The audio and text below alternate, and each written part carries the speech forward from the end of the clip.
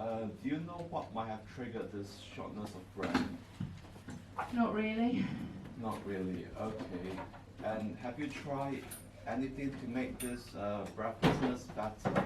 I can't breathe. We're going to try our best to make you better, okay, William? He's not responding. I'm doing it. Yeah, can you hear me?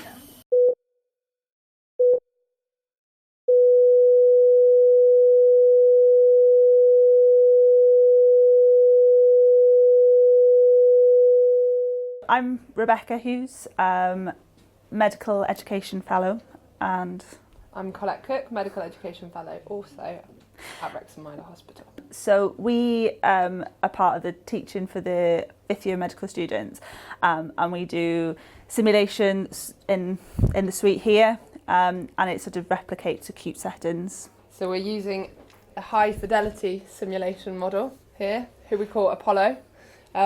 He's very fancy, he can do lots of things, and he really gives the students a good test.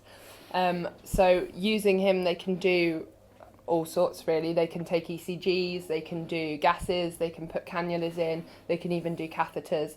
They can hear chest sounds and things when they're having a listen to his chest. The whole point of simulation is it reproduces an acute scenario, but within a safe environment, so that we can help aid learning and make sure everything hopefully goes all right.